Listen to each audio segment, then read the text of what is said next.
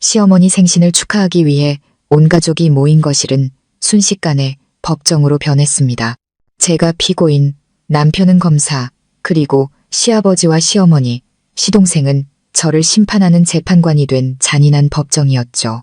제 죄목은 불륜이었습니다.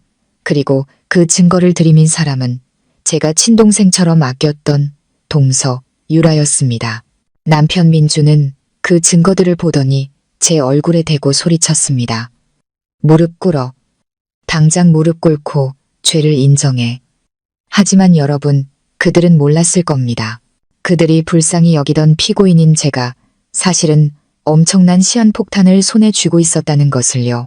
그리고 그날 저는 그 폭탄을 터뜨리기로 결심했습니다. 안녕하세요. 여유로운 노후입니다.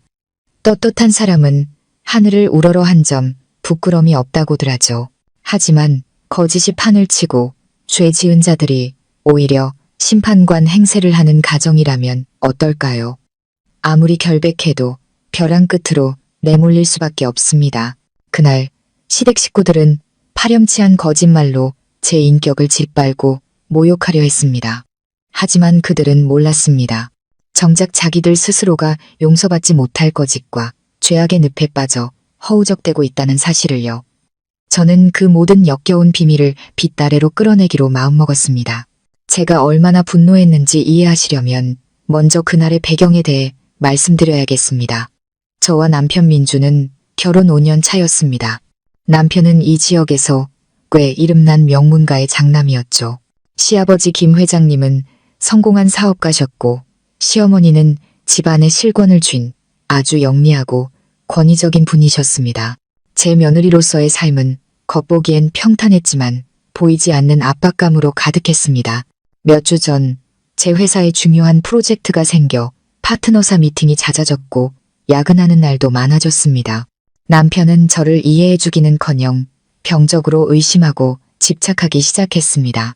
제 휴대폰을 검사하고 어딜 갔는지 누굴 만났는지 캐묻기 시작했죠.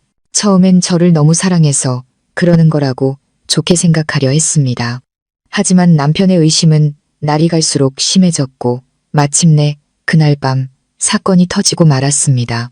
온 가족이 거실에 모여 TV를 보고 있는데 민준이 갑자기 TV를 끄더니 살기등등한 얼굴로 테이블 위에 사진 몇 장을 내던졌습니다. 설명해봐. 이게 대체 뭐야? 저는 숨이 멎는 것 같았습니다. 사진 속에는 제가 박 팀장님과 레스토랑에서 저녁 식사를 하는 모습이 담겨 있었습니다. 그건 분명 다른 동료들도 함께한 순수한 업무 미팅이었습니다.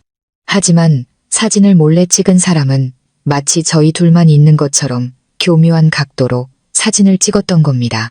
저는 이 사진들이 낯설지 않았습니다. 며칠 전 모르는 번호로 제게 도착했던 온갖 모욕적인 말들과 함께 보내졌던 바로 그 사진들이었으니까요. 그런데 제 해명보다 먼저 입을 연 사람은 놀랍게도 동서 유라였습니다. 유라가 갑자기 눈물을 터뜨리며 울먹이기 시작했습니다. 아주버님, 형님, 죄송해요. 제가 어떻게든 형님을 감싸주려고 했는데 더 이상 아주버님이랑 가족들을 속일 수가 없어요. 온 가족이 충격에 빠져 유라를 쳐다봤습니다.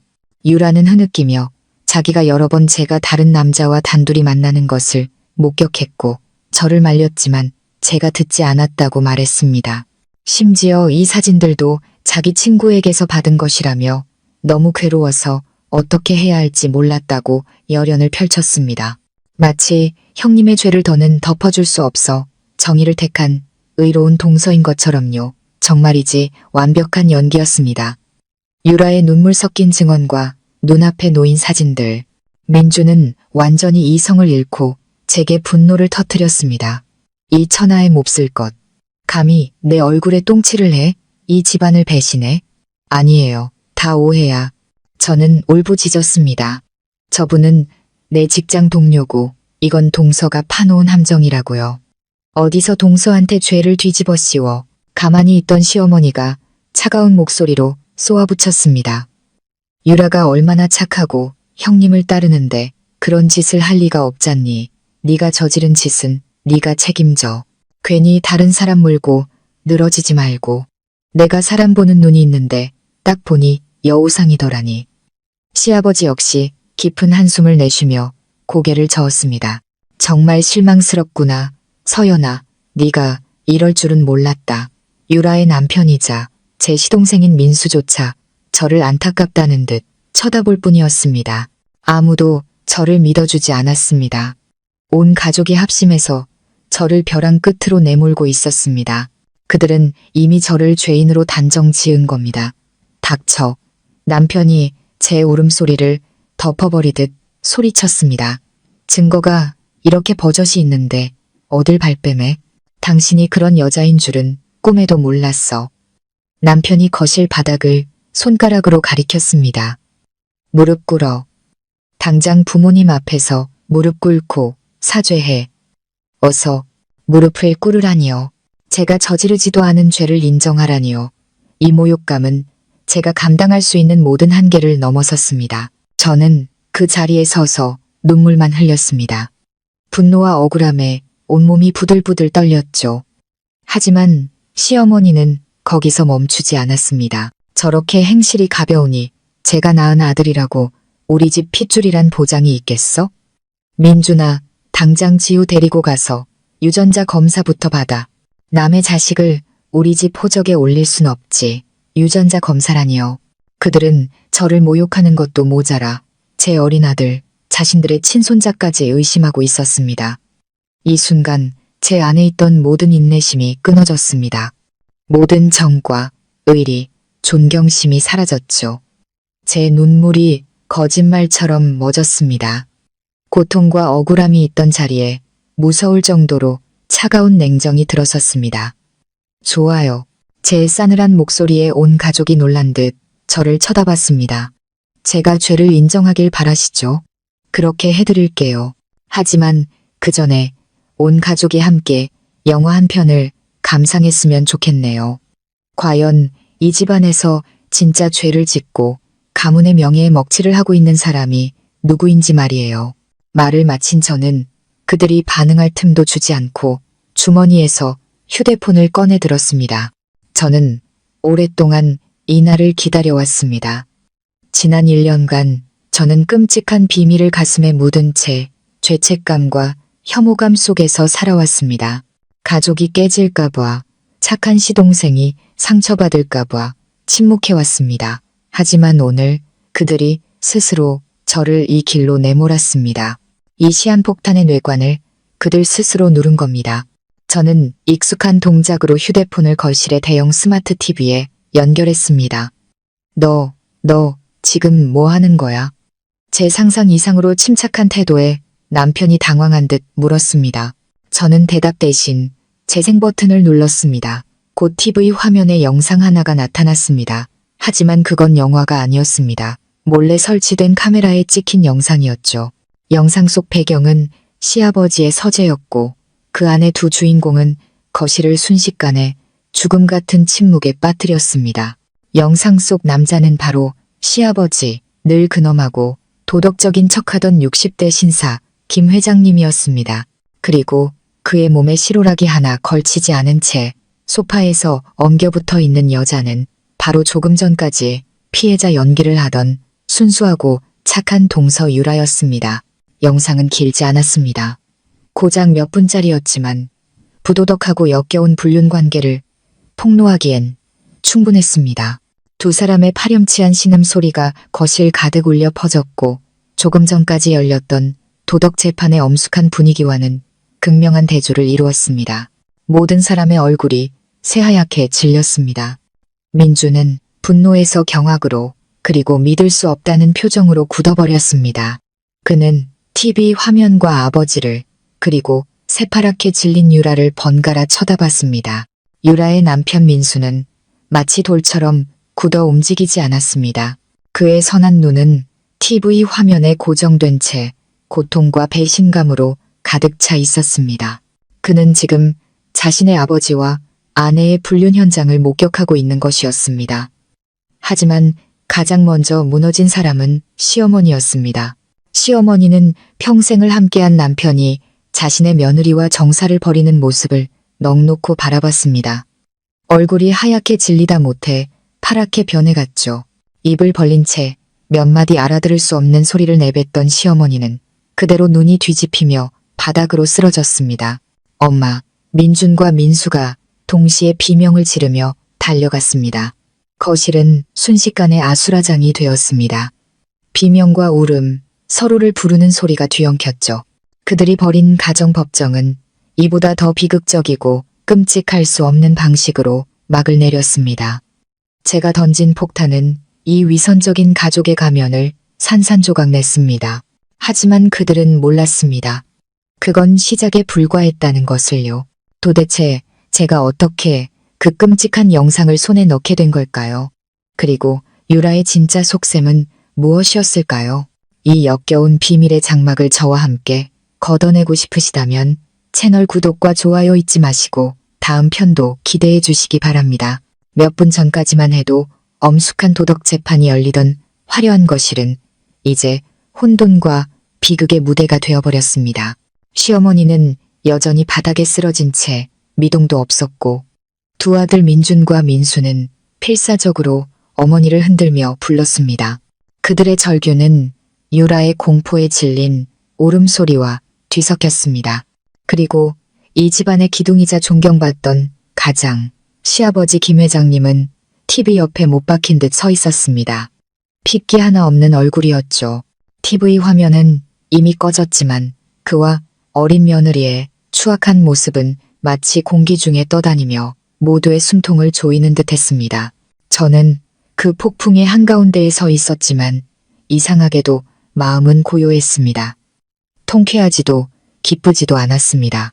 그저 속부터 썩어 문드러진 이 가족에 대한 깊은 피로감과 씁쓸함만이 느껴질 뿐이었습니다. 많은 분들이 궁금해하실 겁니다.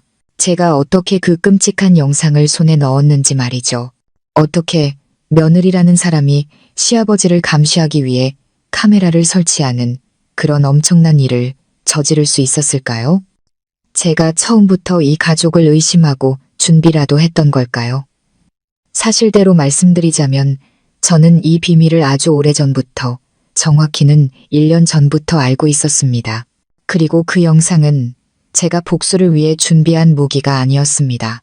그것은 시한폭탄이자 지난 365일 동안 저 혼자 끌어안고 끙끙 앓아야 했던 고통 그 자체였습니다.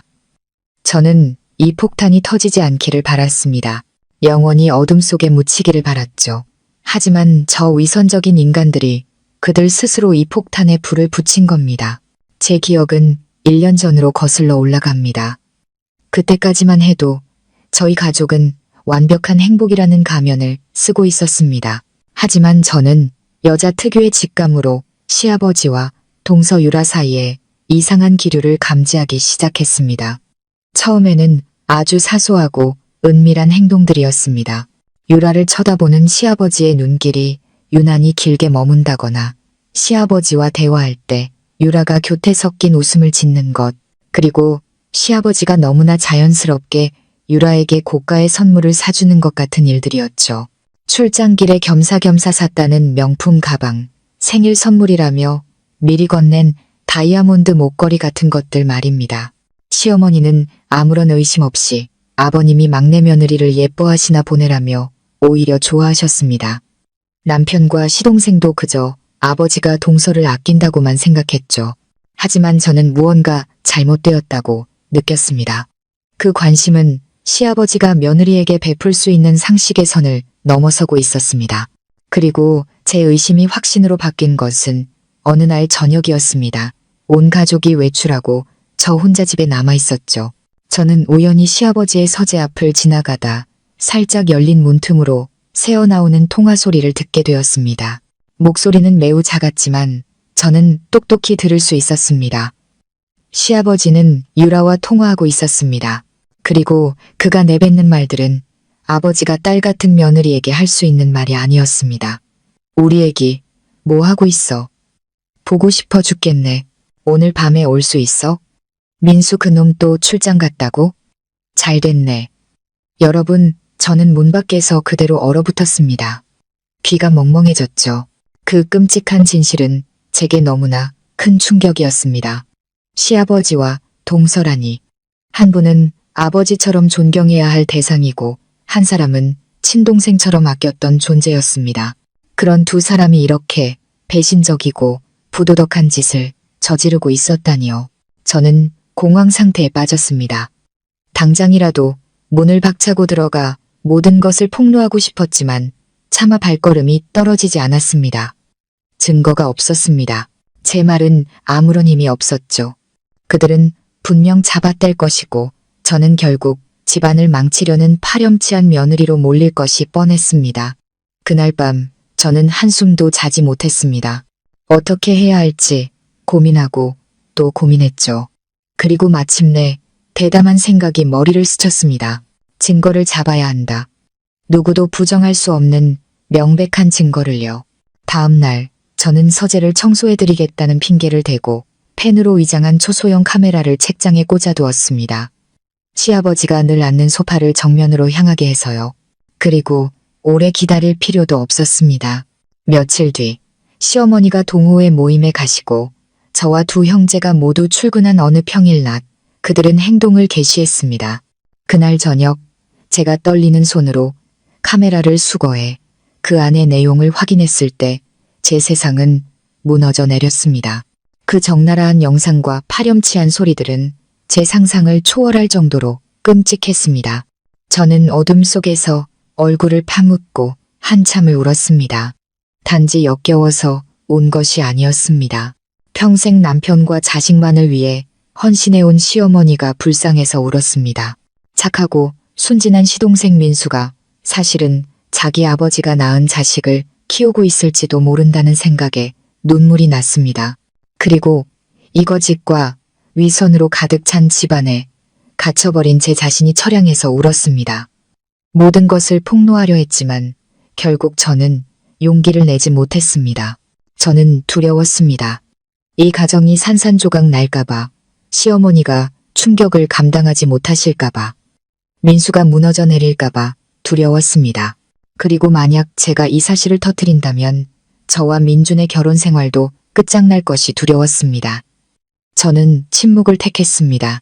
저는 그 영상을 USB에 담아 시한폭탄처럼 깊숙이 보관했습니다. 그리고 어쩌면 그들의 한순간 실수였을 거라고, 모든 것이 저절로 제자리로 돌아갈 거라고 스스로를 속였습니다. 제가 침묵하기만 하면 이 가정은 행복이라는 껍데기라도 유지할 수 있을 거라고 어리석게 믿었습니다. 그렇게 저는 1년이라는 시간 동안 고통 속에서 살았습니다. 매일 그들을 마주해야 했고, 부도덕한 시아버지에게 웃으며 인사해야 했고, 위선적인 동서와 친한 척해야 했습니다. 그 고통과 혐오감은 제 마음속에서 종양처럼 매일 자라났습니다. 하지만 제 침묵은 그들을 멈추게 하지 못했습니다. 오히려 동서유라는 날이 갈수록 더 오만해지고 기고만장해졌습니다. 시아버지라는 든든한 뒷배를 얻은 그녀는 시어머니를 포함해 이 집안의 누구도 안중에 두지 않았습니다. 하지만 그녀가 가장 경계하고 질투한 대상은 바로 저였습니다. 저는 그녀가 늘 저를 시기하고 질투한다는 것을 알고 있었습니다. 저는 장남인 민준과 결혼한 맏며느리였고 집안의 모든 기대를 한 몸에 받고 있었죠. 반면 그녀는 착하지만 형보다 조금은 부족하다고 평가받는 둘째 민수와 결혼했습니다. 제가 아무리 그녀에게 잘해주려 노력해도 그녀의 눈빛과 말투에 배어있는 미묘한 질투심을 느낄 수 있었습니다. 그녀는 제 남편이 더 유능하다는 것을 질투했고 제가 시어머니의 사랑을 더 받는 것을 질투했습니다. 그녀는 저를 밟고 올라서서 이 집안의 실질적인 안주인이 되고 싶어 했습니다. 그리고 마침내 시아버지라는 부적을 손에 쥐게 되자 그녀는 행동을 개시한 겁니다. 그녀는 교묘한 이간질과 거짓말로 저희 부부 사이를 갈라놓으려 했습니다. 저는 그녀의 속셈을 훤히 꿰뚫어 보고 있었지만 모르는 척 침묵했습니다. 제가 문제를 일으키면 오히려 의부증에 걸린 형님으로 몰아세울 그녀의 계략에 빠지는 꼴이 될 테니까요. 하지만 제 침묵은 그녀를 더욱 대담하게 만들었고 마침내 그녀는 결정적인 한 방을 날리기로 결심했습니다. 일석이조의 효과를 노린 더없이 악랄한 계획이었죠.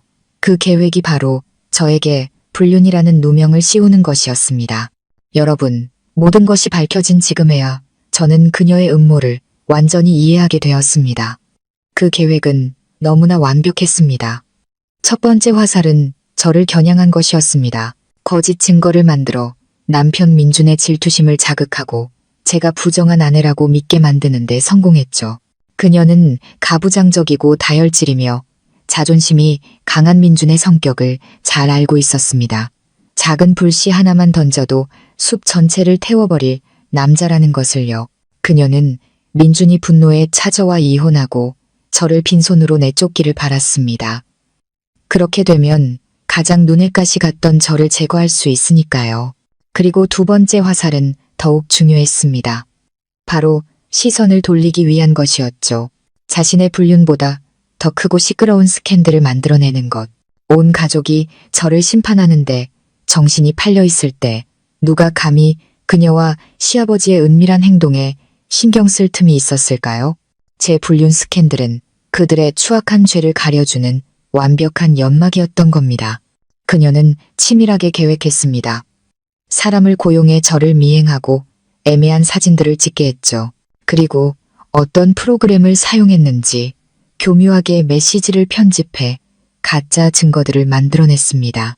그리고는 우연히 이 사실을 발견한 형님의 비밀 때문에 괴로워하는 비련의 여동생 역할을 연기했습니다.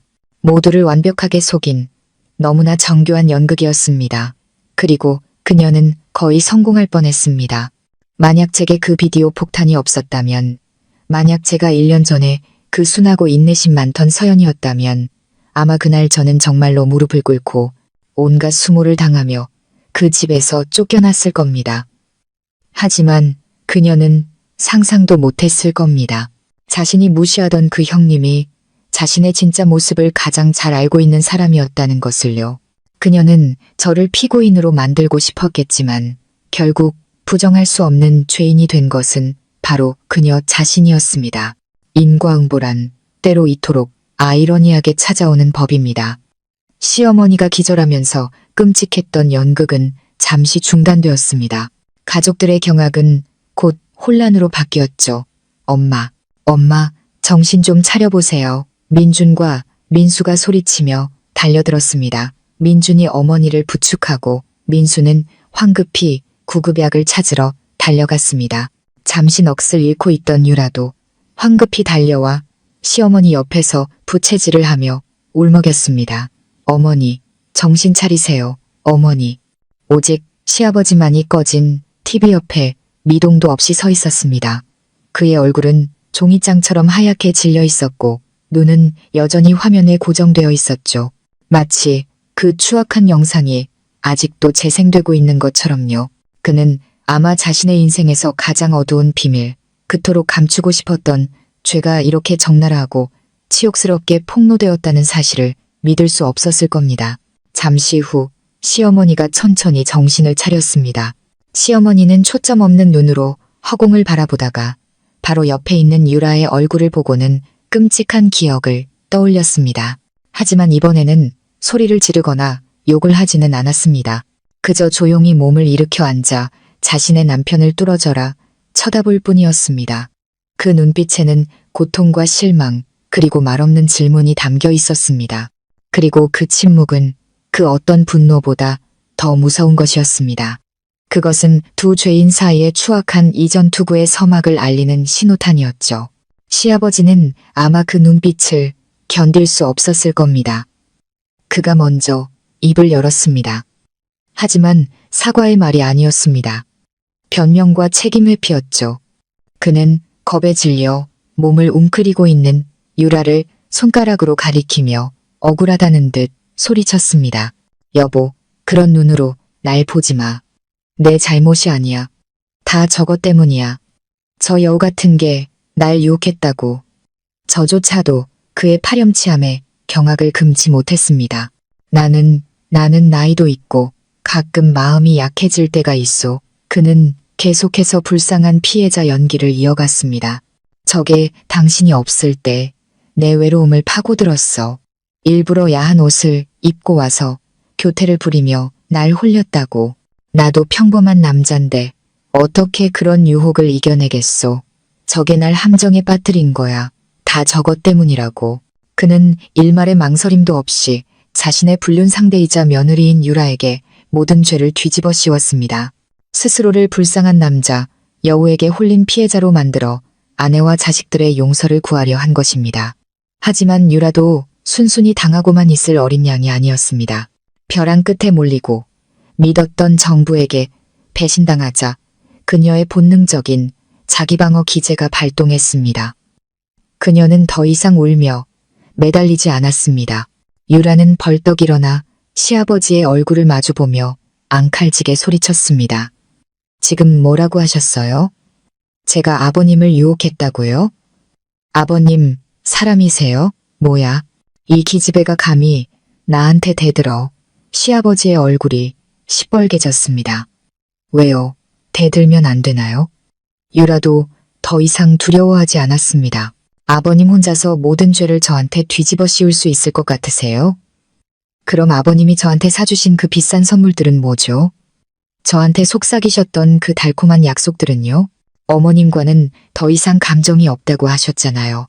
제게 부유한 미래를 약속하고 절대 고생시키지 않겠다고 하셨잖아요. 전 그 말을 믿고 눈 딱 감고 그런 건데 이제 와서 발뺌하시겠다? 모든 책임을 저한테 떠넘기시겠다? 그렇게 비겁하게 사실 거예요? 닥치지 못해 이 화상아. 제가 화상이라고요. 그럼 아버님은요? 며느리랑 바람 피우는 시아버지는 뭐라고 불러야 하죠? 위선자. 여러분, 저는 그들의 파렴치한 막장 드라마를 지켜보며 헛웃음만 나왔습니다. 한쪽은 유혹당했다고 하고 다른 한쪽은 강요당했다고 하죠. 그 누구도 자신의 죄를 인정하지 않았습니다. 그들은 상처받은 가족들 앞에서 서로를 물어뜯고 핥히는 짐승과 다를 바 없었습니다. 민준과 민수, 두 남자는 완전히 방관자가 되어버린 듯 했습니다. 그들은 그저 아버지와 어머니 그리고 아내가 서로를 향해 욕설을 퍼붓는 모습을 넋놓고 바라볼 뿐이었습니다. 민준의 얼굴에는 수치심과 무력감이 가득했고 민수의 눈은 텅 비어 있었습니다. 그는 존경했던 아버지와 사랑했던 아내를 번갈아 쳐다봤습니다. 그의 세상은 완전히 무너져 내린 겁니다. 그리고 남편과 며느리의 대화를 모두 들은 시어머니는 이것이 단순한 하룻밤의 실수가 아니라는 것을 깨달은 듯 했습니다. 오랫동안 계획적으로 이어진 배신이라는 것을요. 시어머니의 분노가 다시 한번 폭발했습니다. 그리고 이번에는 명확한 목표가 있었습니다. 시어머니의 분노는 더 이상 막연한 고통이 아니었습니다. 그것은 구체적인 증오로 변했고 그 증오의 화살이 향한 곳은 자신을 배신한 남편이 아니라 젊고 아름다운 며느리 유라였습니다. 아마도 나이든 여성의 입장에서 남편의 외도는 고통스러운 일이지만 딸 같은 어린 여자에게 남편을 빼앗겼다는 것은 참을 수 없는 치욕이었을 겁니다. 이 여우 같은 것. 시어머니는 소리를 지르며 유라에게 달려들었습니다. 내가 너를 죽여버릴 거야. 네가 감히 우리 집안을 망쳐. 그 순진한 얼굴로 내 남편을 꼬드겨. 시어머니는 남편의 변명을 완전히 믿어버린 겁니다. 모든 죄를 유라에게 떠넘기고 그녀를 가정을 파괴한 악마로 만들어버린 거죠. 민준도 그런 어머니를 말리면서도 한마디 거들었습니다. 동서, 정말 너무하는 거 아니야? 어떻게 아버지한테 그런 파렴치한 짓을 할 수가 있어. 어머니와 아들이 합심해서 유라 한 명을 공격하고 있었습니다. 정작 공범이자 똑같은 죄인인 시아버지는 불쌍한 피해자 행세를 하고 있는 이 어처구니 없는 상황. 저는 더 이상 지켜보고만 있을 수 없었습니다.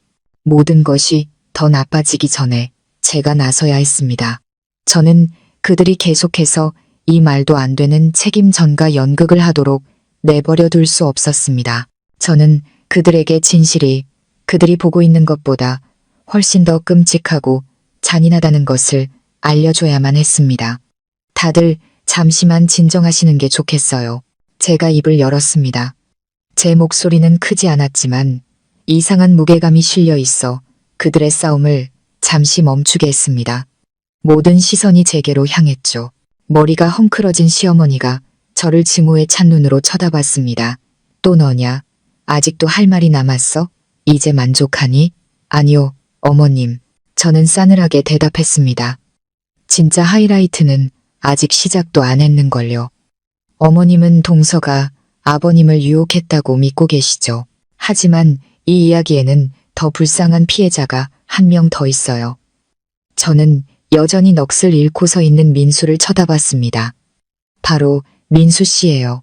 민수 씨는 아내와 아버지에게 배신당했을 뿐만 아니라 아마 자기 아버지가 낳은 아들을 키우고 있는 걸지도 몰라요. 제 말은 혼돈 속에 터진 두 번째 폭탄과도 같았습니다. 거실은 다시 한번 침묵에 휩싸였습니다. 너 지금 뭐라고 했니? 시어머니가 더듬거리며 물었습니다. 무슨 헛소리야. 시아버지도 얼굴이 새파랗게 질려 소리쳤습니다. 헛소리가 아닙니다. 저는 시아버지의 눈을 똑바로 쳐다보고 부들부들 떨고 있는 유라를 향해 말했습니다. 동서 아들 서준이 민수 씨 아들 아닐 겁니다. 저는 오래전부터 의심했어요. 할아버지가 친아들보다 더 유별나게 손주를 예뻐할 때부터요. 서준이가 클수록 아버님을 기묘하게 닮아가는 것을 보면서 확신했습니다. 유라가 앙칼지게 소리쳤습니다. 닥쳐, 어디서 피 같은 소리를 해. 우리 서준이는 민수 씨 아들이야. 증거 있어? 증거요? 그럼요, 있죠. 저는 비웃으며 가방에서 봉인된 서류 봉투 하나를 꺼내 들었습니다.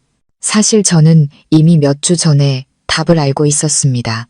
유라의 이상한 행동들을 의심하기 시작했을 때 저는 진실을 밝혀야겠다고 결심했습니다. 저는 서준이가 자고 있을 때 몰래 머리카락을 그리고 시아버지의 빗에서 머리카락을 채취했습니다. 그리고 저는 유전자 검사 결과서를 높이 쳐들었습니다. 제 목소리는 최후의 판결처럼 단호하고 명확하게 울려 퍼졌습니다. 그 결과입니다. 김서준 군과 김진성 회장님의 유전자는 99.99%의 확률로 부자 관계임이 확인되었습니다. 축하드려요, 아버님. 그 연세에 아들을 또 보셨네요. 그리고 위로의 말씀을 드립니다. 민수 씨. 그렇게 애지중지 키우던 아들이 사실은 아버지가 다른 동생이었네요. 두 번째 폭탄, 최후의 파괴 폭탄이 마침내 터졌습니다. 그리고 이번에는 한 사람만 쓰러지지 않았습니다. 이 위선적인 가족 전체를 산산조각 내고 잿더미로 만들어버렸습니다. 거실은 죽음 같은 침묵에 빠졌습니다. 모두가 충격에 빠져 한마디도 하지 못했죠. 시아버지와 유라의 얼굴은 시체처럼 하얗게 질렸습니다. 시어머니는 검사 결과서를 보고 남편을 보고 그리고 자신이 늘 안아주던 손주를 번갈아 쳐다봤습니다. 너무나 끔찍하고 감당할 수 없는 진실이었습니다. 시어머니는 몇 마디 알아들을 수 없는 소리를 내뱉더니 그대로 눈이 뒤집히며 두 번째로 정신을 잃고 쓰러졌습니다. 제 손에 들린 유전자 검사 결과서는 이미 썩어 문드러진 이 가족이라는 나무에 내리꽂힌 마지막 벼락과도 같았습니다. 거실은 혼돈과 싸움 대신 그보다 더 무서운 침묵, 완전한 붕괴의 침묵에 휩싸였습니다. 시어머니는 두 번째로 정신을 잃었지만 이번에는 아무도 달려가지 않았습니다. 시어머니의 귀한 아들 민주는 그저 그 자리에 못 박힌 듯 서서 검사 결과서만 뚫어져라 쳐다볼 뿐이었습니다. 아직도 그 끔찍한 진실을 믿을 수 없다는 듯이요.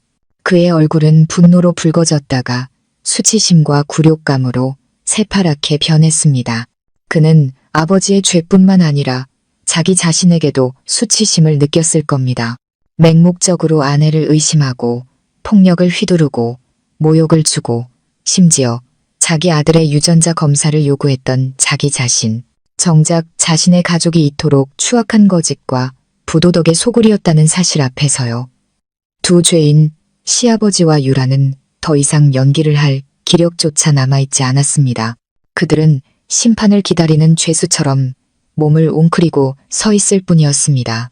동영상은 그들의 죄를 폭로했지만 이 유전자 검사 결과서는 그들의 사형 선고나 다름없었습니다. 모든 변명과 책임 전가의 문을 닫아버리는 차갑고 반박할 수 없는 과학적 증거였으니까요. 그들이 단순한 불륜 관계가 아니라 그 죄의 결과물인 무고한 아이까지 만들어냈다는 증거였습니다. 하지만 가장 처참하게, 가장 비극적으로 무너져 내린 사람은 바로 민수였습니다. 착하고 유순했던, 늘 현실에 안주하며 아버지와 아내를 절대적으로 믿었던 시동생. 그는 처음부터 끝까지 그림자처럼 조용히 서 있었습니다. 하지만 마지막 진실을 듣게 되었을 때 자신이 바보가 되었고 아버지와 아내 모두에게 속아 사실상 아버지의 자식을 키워왔다는 것을 알게 되었을 때 그의 내면에 억눌려 있던 모든 것이 폭발했습니다. 으악. 그는 극한의 고통을 겪는 짐승처럼 미친 듯이 소리쳤습니다. 늘 선했던 그의 눈은 이제 분노와 고통의 핏발로 가득했습니다. 그는 더 이상 자신을 통제하지 못했습니다. 유순했던 그 남자가 태어나서 처음으로 폭발한 겁니다. 그는 유라에게 달려들어 인정사정 없이 뺨을 내리쳤습니다. 민준이 제게 그랬던 것보다 훨씬 더 강력한 딱이었습니다. 이 더러운 것, 이 거짓말쟁이. 유라는 바닥에 쓰러져 얼굴을 감싸 쥔 채 비명을 질렀습니다. 하지만 민수는 멈추지 않았습니다. 그는 몸을 돌려 부도덕한 아버지에게 달려들었습니다. 당신, 사람이야. 그는 시아버지의 멱살을 잡고 주먹을 휘둘렀습니다. 그때서야 정신을 차린 민준이 황급히 달려와 동생을 말렸습니다. 민수야, 그만해. 이러지 마. 거실은 다시 한번 아수라장이 되었습니다. 민준의 외침, 유라의 울음소리, 집기가 부서지는 소리, 그리고 짐승처럼 으르렁거리는 민수의 소리가 뒤엉켰습니다. 저는 아들 지우를 품에 꼭 안고 구석으로 물러섰습니다. 이 난장판에 잠이 깬 아들이 겁에 질려 울먹이기 시작했죠. 저는 아들의 눈을 가렸습니다. 이 콩가루 집안의 처참한 광경을 보여주고 싶지 않았습니다. 마음속 깊은 곳에서 연민이 솟구쳤습니다. 무고한 피해자 민수에 대한 연민, 그리고 어른들의 죄에 휘말린 두 아이, 지우와 서준이에 대한 연민이었습니다. 한참 후 지쳤는지 민수가 아버지를 놓아주었습니다. 그는 더 이상 아무 말도 하지 않았습니다. 그는 비틀거리며 아무것도 모른 채 아기 침대에서 잠들어 있는 서준이에게 다가갔습니다. 민수는 자신이 그토록 사랑했던 자신의 친아들이라고 믿었던 그 아이를 한참 동안 내려다봤습니다. 그리고는 천천히 무릎을 꿇고 아기 침대에 머리를 기댄 채 앙상한 어깨를 들썩이며 울기 시작했습니다. 그것은 아내, 자식, 그리고 존경했던 아버지에 대한 믿음과 가족 전체를 잃어버린 한 남자의 눈물이었습니다. 그들의 붕괴는 더 이상 되돌릴 수 없는 완전한 것이었습니다. 명문가라는 허울 좋은 가면은 벗겨지고 뿌리부터 썩어 문드러진 추악한 민낯만이 남았습니다. 부도덕한 아버지, 맹목적인 어머니, 폭력적인 장남, 교활한 며느리, 그리고 산산조각 난 차남. 저는 전쟁터처럼 변해버린 거실을 둘러보았습니다. 더 이상 이곳에 저를 붙잡아 둘 것은 아무것도 없었습니다. 이 집은 더 이상 가정이 아니었습니다. 거짓과 죄악이 남긴 잿더미일 뿐이었죠. 그 혼돈과 파괴의 현장에서 유일하게 평정을 유지하고 있는 사람은 저였습니다. 더 이상 분노도 통쾌함도 느껴지지 않았습니다. 극한의 피로감만이 저를 짓눌렀습니다. 단 1초도 더 이곳에 머물고 싶지 않았습니다. 이들과 같은 공기를 마시고 싶지 않았죠. 떠나야 할 때였습니다. 저는 조용히 아들을 달래 방으로 데려가 문을 닫았습니다. 아직도 아래층에서 들려오는 희미한 싸움 소리를 아이가 듣지 않기를 바랐습니다. 아이가 다시 잠든 것을 확인한 후 저는 짐을 싸기 시작했습니다.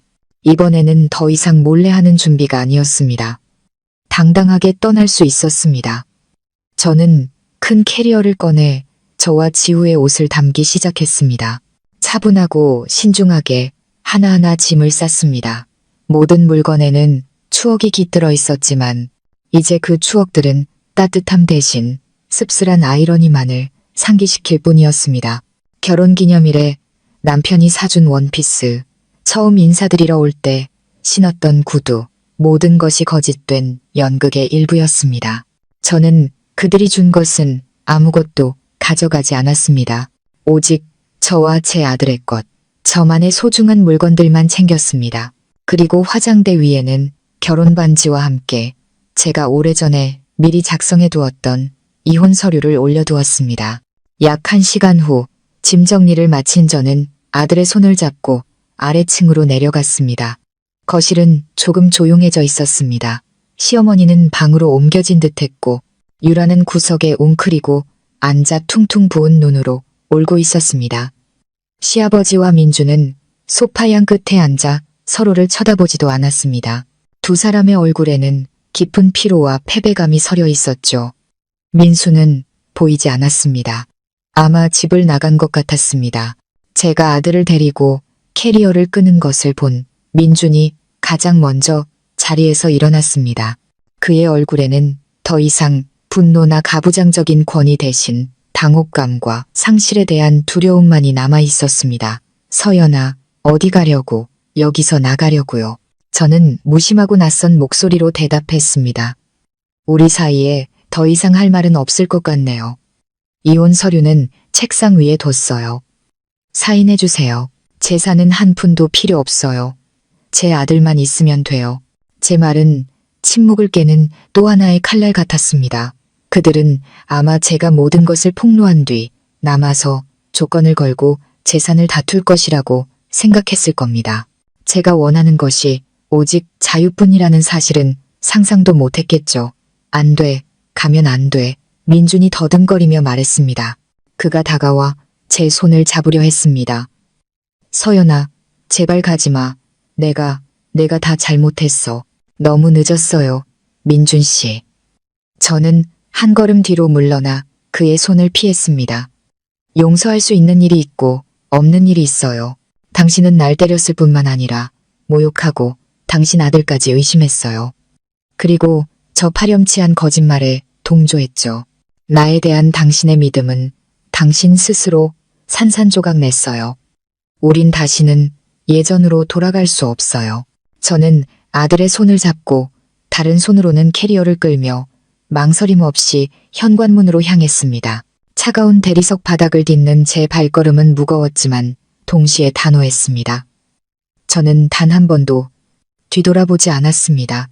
만약 뒤를 돌아 저들의 무너진 얼굴을 본다면 마음이 약해질까 두려웠습니다. 저는 충분히 견뎠습니다. 이제는 떠나야 했습니다. 하지만 제 손이 문고리에 닿는 순간 등 뒤에서 쿵 하는 소리가 들렸습니다. 그리고 무언가 제 다리를 단단히 끌어안는 것이 느껴졌습니다. 서연아, 가지마. 제발 날 버리지 마. 돌아보니 민준이었습니다. 그는 제 발치에 엎드려 있었습니다. 그 오만하고 가부장적이던 남자가 지금 제 다리를 붙잡고 무릎을 꿇고 있었습니다. 그의 얼굴은 눈물로 범벅이 되어 있었죠. 그는 어린아이처럼 소리내어 울었습니다. 미안해. 정말 미안해. 서연아. 그가 고개를 들었습니다. 그의 붉은 눈에는 후회와 절망이 가득했습니다. 내가 다 잘못했어. 내가 몹쓸 남편이었고 못난 아빠였어. 내가 눈이 멀었어. 어리석었어. 당신을 믿지 못하고 상처를 줬어. 제발 날 용서해줘. 한 번만, 딱 한 번만 마지막 기회를 줘. 다시 시작하게 해줘. 응? 여러분, 저는 그 광경 앞에서 할 말을 잃었습니다. 제 얼굴을 가리키며 무릎 꿇으라고 소리치던 그 남자가 이제는 제 발 아래 무릎을 꿇고 용서를 빌고 있었습니다. 너무나 갑작스럽고 너무나 아이러니한 변화였습니다. 저는 그의 눈물이 거짓이 아니라는 것을 알 수 있었습니다. 아버지와 동서의 진실, 그리고 아내와 아들을 잃을지도 모른다는 공포가 그를 완전히 무너뜨린 겁니다. 그는 진심으로 뉘우치고 있었습니다. 아빠가 우는 모습을 본 아들 지우도 겁을 먹고 울먹이기 시작했습니다. 아빠, 울지 마. 엄마, 아빠, 왜 그래? 아들의 순진한 목소리가 제 상처투성이 마음의 수천 개의 바늘처럼 밝혔습니다. 저는 어떻게 해야 할까요? 한쪽에는 제가 겪은 치욕과 고통이, 다른 한쪽에는 늦었지만 진심으로 보이는 제가 한때 사랑했던 남자의 애원이 있었습니다. 제 심장이 두 갈래로 찢어지는 것 같았습니다. 시아버지와 유라는 여전히 거실에 시체처럼 앉아 있었습니다. 그들은 아무 말도 하지 않고 그저 이 상황을 지켜볼 뿐이었습니다. 아마 속으로는 제가 마음이 약해져서 이 가정이 완전히 박살나는 것만은 막아주기를 바라고 있었을 겁니다. 우선 일어나요, 민준 씨. 제 목소리가 약간 떨렸습니다. 천천히 얘기해요. 아이가 놀라잖아요. 제 말에 민준의 눈에 희망의 빛이 스쳤습니다. 그는 황급히 일어났지만 제 손을 놓지는 않았습니다. 이제 안 가는 거지, 서연아. 날 용서해 주는 거지. 저는 그 질문에 대답하지 않았습니다. 그저 그의 손을 부드럽게 떼어낼 뿐이었죠. 저는 모든 감정이 뒤엉킨 이 순간 결정을 내릴 수 없다는 것을 알았습니다. 시간이 필요해요. 당신도 마찬가지일 거예요. 오늘은 일단 갈게요. 저와 당신, 우리 모두에게 생각할 시간이 필요해요. 저는 그의 대답을 기다리지 않고 아들을 데리고 캐리어를 끌고 문 밖으로 나섰습니다. 이번에는 그가 막지 않았습니다. 그는 그저 무력하게 아내와 아들의 뒷모습이 문 뒤로 사라지는 것을 지켜볼 뿐이었습니다. 저는 멀리 가지 않았습니다. 친한 친구 집에 아들을 데리고 가 며칠만 신세지기로 했습니다. 모든 것을 정리하고 생각할 조용한 공간이 필요했습니다. 그 후 며칠은 제 인생에서 가장 긴 시간이었습니다. 민주는 끊임없이 전화하고 문자를 보냈습니다. 더 이상 협박이나 거짓된 회유가 아니었습니다. 진심 어린 후회의 말들이었습니다. 그는 자신이 겪는 고통과 죄책감에 대해 털어놓았습니다. 잠을 이룰 수 없다고 눈을 감으면 제 뺨을 때리던 자신의 모습과 아버지와 동서의 추악한 모습이 떠오른다고 했습니다. 병원에 계신 어머니를 뵙고 왔다고도 했습니다. 시어머니는 정신을 차린 후 더 이상 소리치지 않고 그저 누워서 눈물만 흘리고 계신다고 했습니다. 충격이 너무 커서 순식간에 10년은 늙어버린 것 같다고요. 그리고 아버지와 동생을 어떻게 대해야 할지 모르겠다고도 했습니다. 이제는 아무도 서로의 얼굴을 쳐다볼 수 없는 가족이 되어버렸다고요. 그리고 그는 제게 돌아와 달라고 애원했습니다. 지금 이 가정을 구할 수 있는 사람은 저뿐이라고 했습니다. 그가 변하겠다고 약속했습니다. 더 이상 유약하게 굴지 않고 저를 지켜주겠다고 했습니다. 과거의 죄는 모두 잊고 우리 셋만의 새로운 가정을 꾸리자고 했습니다. 여러분, 저는 흔들렸습니다. 정말로 흔들렸습니다. 저 역시 아들에게 온전한 가정을 만들어주고 싶은 평범한 여자였으니까요. 그의 진심 어린 후회를 보며 제 마음 한구석이 약해졌습니다. 그에게 한 번 기회를 줘볼까, 아들을 위해서라도 돌아가 볼까 생각했습니다. 저는 거의 설득당할 뻔했습니다. 돌아가서 그와 함께 이 어려움을 헤쳐나가야겠다고 생각했죠. 하지만 마지막 하나의 사건이 제게 단호한 결정을 내리게 만들었습니다. 제가 집을 나온 지 사흘째 되던 날, 모르는 번호로 전화 한 통을 받았습니다. 전화를 받자 수화기 너머에서 망설이는 듯한 젊은 여자의 목소리가 들려왔습니다. 여보세요. 혹시 민준 씨 아내분 서연 씨 되시나요? 네, 맞는데요. 누구시죠? 저는 경계하며 물었습니다.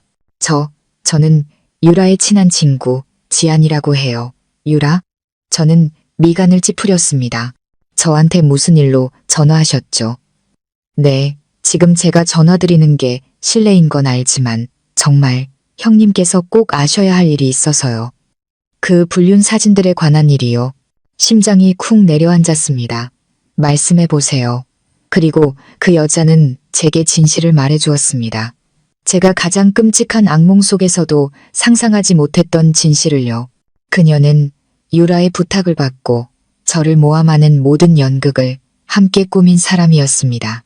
그녀의 말에 따르면 유라는 돈을 주고 사람을 고용해 저를 미행하고 사진을 찍게 했습니다. 그리고 유라가 직접 프로그램을 이용해 메시지 내용을 조작하고 교묘하게 증거들을 만들어냈다고 했습니다. 심지어 저와 민준에게 그 사진들을 보낸 익명의 번호까지 모두 유라가 꾸민 짓이었습니다. 정말 죄송해요, 형님. 수학이 넘어 그녀의 목소리는 후회로 가득했습니다. 그때는 그냥 친구 좀 도와주는 거라고 간단하게 생각했어요. 유라가 형님이 자기를 못살게 군다고 그냥 겁만 좀 주려는 거라고 했거든요. 일이 이렇게까지 커질 줄은 몰랐어요. 요 며칠 뉴스에서 형님 댁 얘기를 보고 양심의 가책을 너무 많이 느꼈어요. 더 이상 침묵할 수가 없었어요. 정말 죄송합니다. 형님, 1000번 만번 죄송합니다. 전화를 끊고 온몸이 차갑게 식었습니다. 이제야 모든 것을 알게 되었습니다. 그 불륜 소동은 남편이 질투심에 눈이 멀어버린 우발적인 행동이 아니었습니다. 착한 동서 유라가 처음부터 끝까지 치밀하게 계획하고 연출한 음모였던 겁니다. 하지만 저를 가장 고통스럽게 한 것은 유라의 악랄함이 아니었습니다. 바로 남편의 어리석음과 맹목적인 믿음이었습니다. 어떻게 남편이라는 사람이 5년을 함께 산 아내보다 조작된 사진 몇 장과 메시지 몇 줄을 더 쉽게 믿을 수 있었을까요? 어떻게 단 한순간의 의심도 없이 저를 죄인으로 몰고 모욕하고 심지어 폭력까지 휘두를 수 있었을까요? 아마 그의 마음 깊은 곳에는 저에 대한 믿음이 애초에 없었던 것은 아닐까요? 아니면 한 남자의 가부장적인 권위와 자존심이 그의 모든 이성을 마비시킨 걸까요? 저는 답을 찾았습니다. 그리고 제 마음속의 망설임은 완전히 사라졌습니다. 그날 밤 민준이 또 저를 찾아왔습니다. 그는 큰 장미꽃 다발을 들고 여전히 미안한 표정으로 서 있었습니다. 서연아, 제발 나랑 같이 집에 가자. 저는 꽃을 받지 않고 그를 자리에 앉혔습니다. 민준 씨, 제가 입을 열었습니다. 제 목소리는 이상할 정도로 침착했습니다. 저 아주 신중하게 생각해봤어요. 그의 눈이 희망으로 빛났습니다. 전 돌아가지 않을 거예요. 그의 입가에서 미소가 사라졌습니다. 왜? 내가 변하겠다고 약속했잖아. 다 내 잘못인 거 안다고. 잘못을 안다고요? 저는 헛웃음을 쳤습니다. 그 사진들이 가짜였다는 건 알아요? 그 모든 게 당신 동생 유라가 날 해치려고 꾸민 짓이었다는 건 알아요? 민준이 굳었습니다. 뭐라고? 저는 유라 친구와의 통화 내용을 모두 말해주었습니다. 그의 얼굴은 놀라움에서 경악으로 그리고 분노로 바뀌었습니다. 그 미친 당신 동생이 그런 짓을 했죠. 제가 그의 말을 잘랐습니다. 하지만 문제는 유라가 아니에요. 민준 씨, 문제는 당신이에요. 어떻게 그렇게 조잡한 연극에 쉽게 속아 넘어갈 수 있었죠? 왜 저한테는 해명할 기회조차 주지 않았죠? 왜 진실을 찾으려 하지 않고 저를 모욕하고 때리는 길을 택했죠? 그는 아무 대답도 하지 못했습니다. 왜냐하면 제가 스스로 답했습니다. 당신 마음 깊은 곳에선 단 한 번도 나를 온전히 믿은 적이 없었으니까. 당신은 항상 어머니 말씀에 동생들 말에 휘둘렸어요. 당신은 항상 우리 작은 가정보다 당신의 큰 가족을 우선시했죠. 당신은 효자일지는 몰라도 좋은 남편도 책임감 있는 아빠도 아니었어요. 저는 자리에서 일어났습니다. 결정했어요. 우리 이혼해요. 그게 우리 모두를 위한 최선의 길이에요. 당신은 돌아가서 어머니의 효자 아들로 사세요. 저는 제 아들과 함께 새로운 인생을 시작할게요. 서연아, 제발. 그가 저를 붙잡으려 했습니다. 너무 늦었어요, 민준 씨. 제 목소리에는 더 이상 어떤 감정도 남아있지 않았습니다. 깨진 거울은 다시 붙일 수 없어요. 나에 대한 당신의 믿음은 당신이 직접 산산조각 냈어요. 우리 사이는 정말로 끝났어요. 저는 문을 열고 그를 배웅했습니다. 이번에는 그가 무릎을 꿇지 않았습니다. 그저 조용히 몸을 돌려 걸어갈 뿐이었습니다. 가로등 불빛 아래 길게 늘어진 그의 뒷모습이 외롭고 초라해 보였습니다. 저는 선택을 내렸습니다. 고통스럽지만 단호한 선택이었습니다. 앞으로 많은 어려움이 있겠지만 이것이 올바른 길이라는 것을 알고 있었습니다. 저는 더 이상 도덕적으로 썩어 문드러진 가정에서 살 수 없었습니다. 자기 아내에 대한 믿음도 주관도 없는 남자에게 제 인생을 맡길 수는 없었습니다. 저와 제 아들은 더 나은 삶을 살 자격이 있었습니다. 그날 저의 단호한 결정은 민준에 대한 거절일 뿐만 아니라 썩어 문드러진 그 가족과 저를 잇고 있던 마지막 미련의 끈을 잘라내는 마지막 칼날이었습니다. 저는 더 이상 흔들리지도 후회하지도 않았습니다. 다음 날 바로 아들과 함께 그 집을 나왔습니다. 미리 구해둔 작은 아파트로 이사해 새로운 삶을 시작했습니다.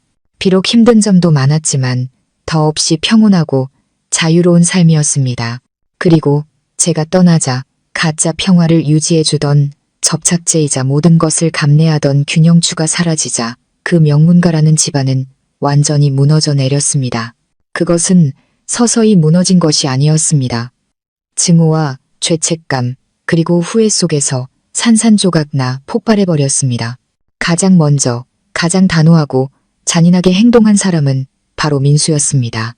제가 안쓰럽게 여겼던 착하고 유순했던 시동생, 아버지와 아내에게 동시에 배신당한 고통, 그리고 사랑했던 아들에 대한 끔찍한 진실은 그를 좌절시키지 않았습니다. 오히려 그를 순한 양에서 상처 입은 늑대로, 증오로 가득 찬 늑대로 바꾸어 놓았습니다. 그 운명의 밤 이후 그는 아무 말도 하지 않았습니다. 그는 묵묵히 유라의 모든 짐을 싸서 쓰레기 더미처럼 마당으로 내던졌습니다. 명품 옷, 비싼 가방, 고급 화장품, 그녀가 몸을 팔고 거짓말로 얻었던 모든 것들이 이제 흙바닥에 나뒹굴고 있었습니다. 꺼져. 당장 내 집에서 꺼져. 이 거짓말쟁이야. 유라가 울며 매달리자 그가 그렇게 소리쳤습니다. 넌 더 이상 내 아내가 아니야. 내 아들은 네가 낳은 그놈 애비한테나 데려가. 더 이상 시아버지의 비호를 받을 수 없게 된 유라는, 더 이상 피해자 연기를 할 수 없게 된 유라는 모두의 경멸 속에서 무참히 쫓겨났습니다. 그녀는 빈손으로 갓난아기만을 품에 안은 채 갈 곳 없는 신세가 되었습니다. 그녀의 미래는 자신이 저지른 죄의 대가를 치르는 비참한 나날의 연속일 것이었습니다. 하지만 민수의 복수는 거기서 끝나지 않았습니다. 아내를 내쫓은 후 그는 곧장 아버지의 서재로 향했습니다. 부자간에 어떤 대화가 오갔는지는 아무도 모릅니다.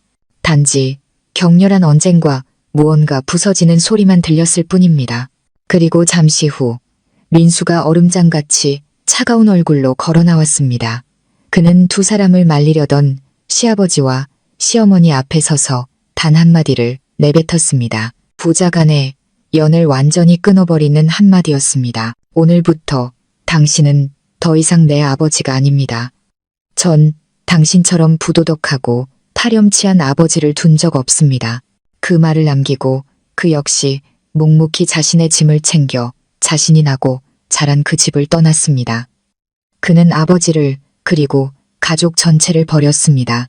그는 고통과 상실감 속에서 홀로 살아가는 길을 택했습니다. 그의 떠남은 이미 피 흘리고 있는 이 가족의 심장에 꽂힌 비수와도 같았고 다시는 회복할 수 없는 상처를 남겼습니다. 화려하고 넓었던 그 저택에는 이제 세 사람만이 남았습니다. 죄책감과 굴욕감에 빠진 죄 많은 아버지, 남편의 배신과 아들의 떠남으로 상심한 어머니, 그리고 자신이 믿었던 모든 것이 무너지는 것을 지켜봐야만 했던 장남. 민준. 그는 노력했습니다. 저는 그가 노력했다는 것을 압니다. 어머니와 대화하고 위로하려 애썼습니다. 아버지를 설득하려 했습니다. 하지만 모든 것이 헛수고였습니다. 상처는 너무 깊었고 붕괴는 되돌릴 수 없었습니다. 그는 술을 마시기 시작했습니다. 매일같이 술에 취해 살았습니다. 일도 경력도 더 이상 그에게 중요하지 않았습니다. 그는 그저 술 기운으로 잔인한 현실을 그리고 자신의 부끄러운 죄를 잊고 싶어 했습니다. 그는 후회했고 괴로워하며 제게 계속 전화를 걸어 울며 돌아와 달라고 애원했지만 저는 그럴 수 없었습니다. 김 회장 일가 한때 모두의 부러움을 샀던 그 명문가는 이제 완전히 산산조각 났습니다. 외부의 요인 때문이 아니었습니다. 너무나 오랫동안 감춰져 왔던 내부의 죄와 거짓 때문에 스스로 무너져 내린 것입니다. 그 가족 구성원 각자는 자신과 가장 사랑했던 사람들의 잘못에 대한 대가를 치르며 고통과 후회를 곱씹으며 살아가야 할 것입니다. 그것은 출구 없는 비극이었습니다. 저와 민수가 떠난 후 김 회장 일가의 폭풍은 잠잠해질 것이라 생각했습니다. 그들이 죄책감과 후회 속에서 살다가 시간이 모든 것을 해결해 줄 것이라고요. 하지만 저는 또다시 인간의 마음, 특히 극한의 상처를 입은 여자의 마음이 얼마나 복잡한지 과소평가하고 있었습니다. 시어머니는 몇 주간의 슬픔과 절망 끝에 더 이상 제가 알던 그 순종적이고 헌신적인 여인이 아니었습니다. 수십 년간 남편에게 바쳤던 사랑과 존경은 이제 극한의 증오로 변해 있었습니다. 그녀는 남편이 자신을 치욕스럽게 배신한 것뿐만 아니라 자신이 그토록 어리석게도 평생을 함께한 남자의 진짜 얼굴을 알아보지 못했다는 사실에 분노했습니다. 그리고 그 증오는 그녀를 불쌍한 피해자에서 복수심에 불타는 전사로 바꾸어 놓았습니다. 그녀는 더 이상 침묵하며 고통받지 않기로 결심했습니다. 그녀는 자신을 위한 정의를 되찾기로 했습니다. 자신의 사랑과 희생을 짓밟은 그 남자에게 톡톡히 대가를 치르게 해주기로요. 그리고 그렇게 그 집안의 잿더미 위에서 새롭고 잔혹한 법정 전쟁이 시작되었습니다. 시어머니는 이 도시에서 가장 유명한 로펌과 비밀리에 접촉했습니다. 아들 민준에게도 알리지 않고 혼자서 움직였습니다. 그녀는 시아버지에게 공식적으로 이혼 소송을 제기했습니다. 그리고 단순히 이혼만 요구한 것이 아니었습니다. 재산 분할을 요구했습니다. 여러분, 이것이야말로 시아버지를 향한 치명타였습니다. 왜냐하면 그가 가진 막대한 재산은 비록 그 혼자 일군 것이라 해도 모두 결혼 기간 중에 형성된 것이기 때문입니다. 법적으로 시어머니는 그 재산의 절반을 요구할 권리가 있었습니다. 그들의 법정 싸움은 치열하고 무자비하게 진행되었습니다. 그들에게는 더 이상 부부의 정이란 남아있지 않았습니다. 그들은 화해를 위해 법정에 선 것이 아니라 서로의 가장 추악한 비밀과 치부를 폭로하며 싸우기 위해 섰습니다. 시어머니는 변호사의 조언에 따라 시아버지와 유라의 불륜 사실 전체와 유전자 검사 결과서를 증거로 제출했습니다. 그녀는 깊은 상처를 입고 배신당한 아내의 이미지를 부각시켜 법원과 여론의 동정을 얻어냈습니다. 벼랑 끝에 몰린 시아버지도 가만히 있지 않았습니다. 그 역시 최고의 변호인단을 꾸려 반격을 시작했습니다. 불륜 사실은 부정할 수 없었지만 그는 시어머니가 아내로서의 의무를 다하지 않았다고 주장했습니다. 매일 쇼핑과 사치에만 빠져 살며 남편과 자식에게는 무관심했다고 말이죠. 자신이 이룬 재산은 오로지 자신의 노력 덕분이며 아내의 기여는 전혀 없었다고 증명하려 있었습니다. 그들은 이혼 법정을 서로를 비방하고 모욕하는 전쟁터로 만들었습니다. 한때 명문가로 불렸던 집안의 은밀한 이야기들, 그들이 그토록 감추려 했던 비밀들이 이제 만천하에 공개되었습니다. 그것은 이 도시 전체의 가십거리가 되었고 막장 드라마처럼 소비되었습니다. 언론도 가세했습니다. 재벌 회장과 며느리의 불륜, 본처의 이혼 소송과 재산 분할 요구, 시아버지와 시어머니, 그리고 유라의 얼굴이 온갖 타블로이드 신문에 도배되었습니다. 시아버지가 평생에 걸쳐 쌓아 올린 명예와 신뢰는 이제 자신의 아내 손에 의해 한 줌의 재도 남지 않고 파괴되었습니다. 그의 사업 역시 급격히 기울기 시작했습니다. 파트너사들은 스캔들을 우려해 계약을 파기했고 주주들은 신뢰를 잃었습니다. 그의 회사는 발전 가도를 달리다 이제는 파산 직전에 놓이게 되었습니다.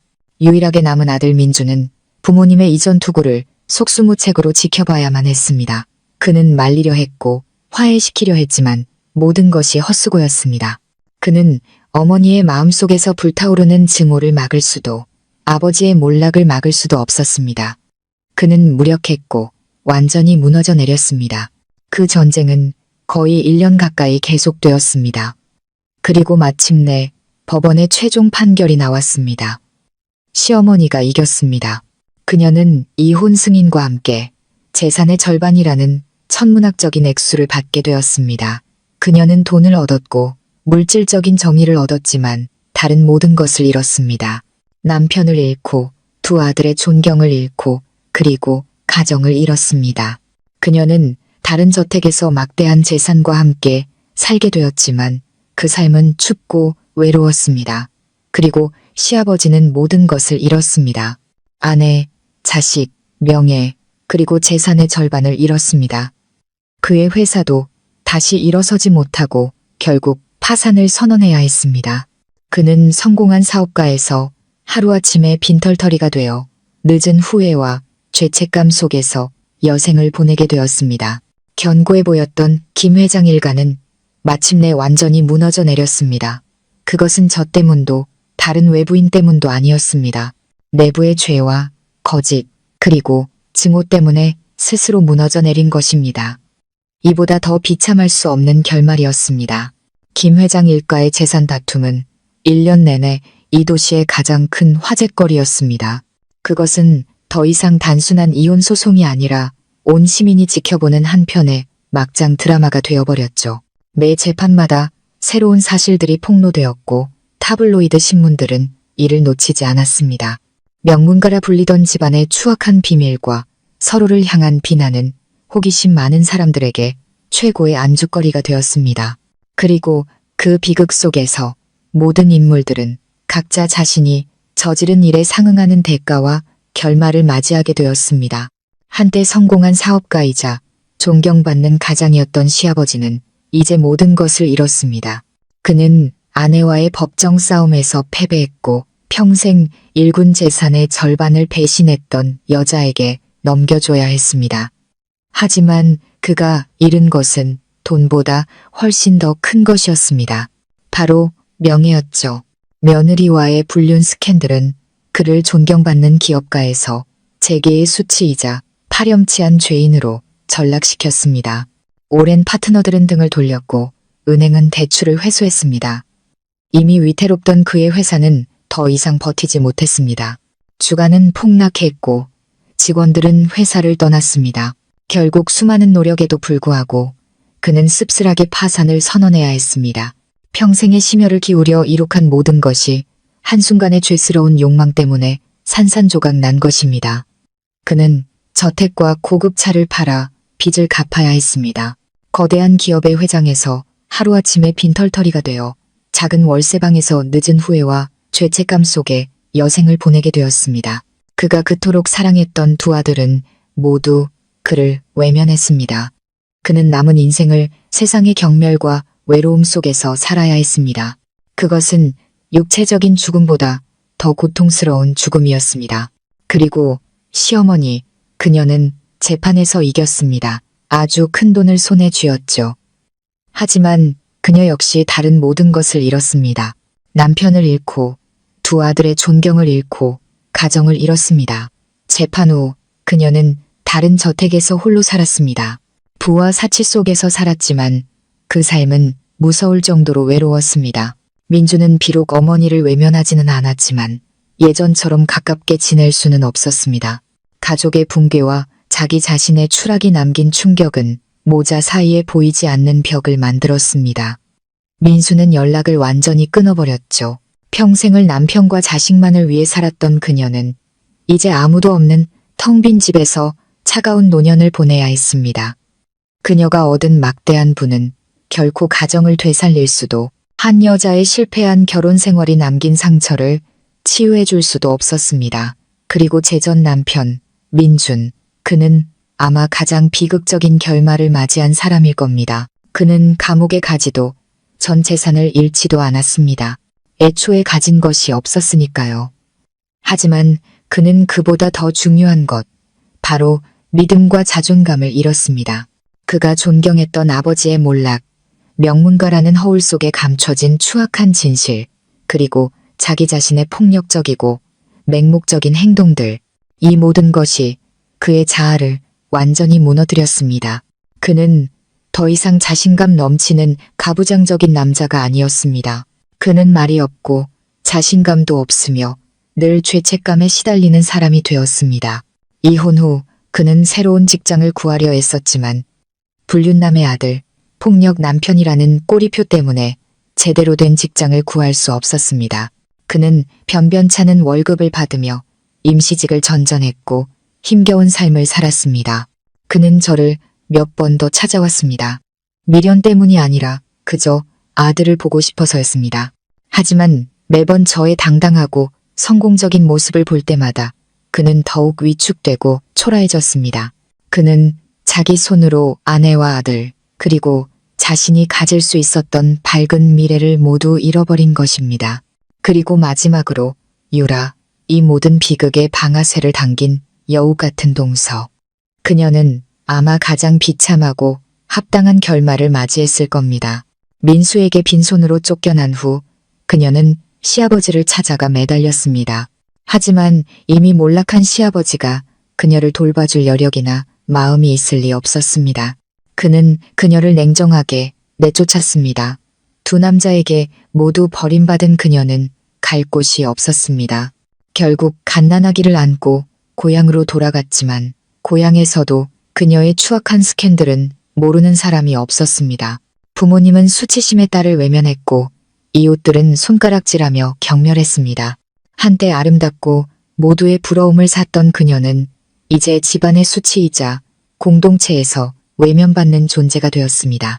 돈도 미모도 잃고 홀로 아이를 키워야 했던 그녀는 닥치는 대로 굳은 일을 하며 힘겹게 살았습니다. 어떤 사람은 그녀가 공장에서 일하는 것을 봤다고 했고 또 다른 사람은 시골 장터에서 물건을 파는 것을 봤다고 했습니다. 고된 삶과 풍파에 시달린 그녀의 미모는 금세 시들어버렸습니다. 그녀가 온갖 수단을 동원해 얻으려 했던 부유한 미래는 결국 깨진 꿈 조각으로만 남았습니다. 그것이 배신자들의 결말이었습니다. 여러분, 그들 각자는 자신이 저지른 죄와 거짓에 대한 대가를 치러야만 했습니다. 인과응보의 법칙은 더디게 올 수는 있어도 결코 비껴가지 않습니다. 그것은 가장 공평하고 엄격하게 작동했습니다. 한때 명예와 부의 정점에 섰던 김 회장 일가는 마침내 완전히 무너져 내렸고 도덕과 인간성의 붕괴가 얼마나 끔찍한 결과를 낳는지 보여주는 씁쓸한 교훈만을 남겼습니다. 폭풍이 지나간 후 제 삶은 서서히 제 궤도를 되찾기 시작했습니다. 민준과의 이혼 절차는 신속하게 마무리되었습니다. 저는 단 한 푼의 재산도 요구하지 않았습니다. 제게 필요한 것은 오직 하나, 아들 지우를 양육할 권리뿐이었습니다. 당연하게도 민준은 저와 다툴 어떠한 명분도 없었죠. 저와 아들은 제가 결혼 전에 모아두었던 돈으로 마련한 작고 예쁜 아파트에서 새로운 삶을 시작했습니다. 두 식구의 삶은 예전 저택에서의 삶처럼 화려하거나 부유하지는 않았지만 더없이 평온하고 행복했습니다. 더 이상 두려움 속에서 살 필요도 누군가의 눈치를 볼 필요도 없었습니다. 저는 자유로워졌고 제 자신이 될 수 있었습니다. 저는 제 전공을 살릴 수 있는 새로운 직장을 구했습니다. 과거를 잊기 위해서가 아니라 아들에게 안정적인 미래를 만들어주기 위해 일에 매달렸습니다. 저는 제 아들이 강하고 독립적인 어머니를 둔 것을 자랑스러워하며 자라기를 바랐습니다. 시간이 흘렀고 제 마음의 상처도 서서히 아물었습니다. 더 이상 김 회장 일가에 대해 생각하지 않았습니다. 제게 그들은 이제 과거의 희미한 기억 속 낯선 사람들이 되어버렸습니다. 그러던 어느 주말 오후 아들과 함께 공원에서 놀고 있는데 익숙한 얼굴이 제 앞에 나타났습니다. 민수였습니다. 그 운명의 밤 이후 거의 1년 만에 그를 다시 만나는 것이었습니다. 그는 많이 변해 있었습니다. 더 이상 예전에 그 유순하고 착하기만 한 모습이 아니었습니다. 더 마르고 햇볕에 그을렸지만 눈빛은 훨씬 단단하고 성숙해져 있었습니다. 그를 보자 마음이 조금 복잡했습니다. 어떻게 대해야 할지 몰랐죠. 그는 피해자였지만 동시에 제게 너무나 큰 상처를 준 그 가족의 일원이기도 했으니까요. 오랜만이에요, 전 형수님. 그가 먼저 입을 열었습니다. 조금 어색하지만 진심이 담긴 목소리였습니다. 오랜만이네요. 도련님, 잘 지냈어요? 네, 괜찮아요. 그는 고개를 끄덕이고는 근처에서 놀고 있는 지우를 보며 어딘가 먼 곳을 보는 듯한 눈빛으로 말했습니다. 지후, 정말 많이 컸네요. 우리는 한동안 침묵했습니다. 둘 다 무슨 말을 해야 할지 몰랐죠. 형수님. 마침내 민수가 침묵을 깼습니다. 그는 저를 똑바로 피하지 않고 쳐다보며 말했습니다. 오늘 제가 여기 온 건 형수님을 귀찮게 하거나 미련을 보이려는 게 아니에요. 그저 형수님께 꼭 사과와 감사의 말씀을 드리고 싶어서요. 저는 놀랐습니다. 사과요? 도련님이 저한테 사과할 게 뭐가 있어요? 아니요, 있어요. 그는 고개를 저으며 슬픈 미소를 지었습니다. 제가 그 가족의 일원이었다는 것에 대해 사과드리고 싶어요. 제 유약함 때문에 형수님을 지켜드리지 못하고 너무 많은 상처를 받게 한 것에 대해서요. 그리고 그들의 진짜 모습을 더 일찍 알아보지 못한 것에 대해서도요. 다 지난 일이에요, 도련님. 제 마음이 뭉클해졌습니다. 도련님도 피해자잖아요. 아니에요. 그가 다시 고개를 저었습니다.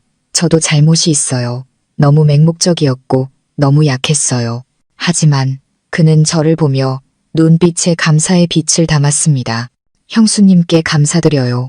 비록 잔인했지만 진실을 보게 해주셔서요. 모든 것을 뒤엎을 용기를 내주셔서 감사해요.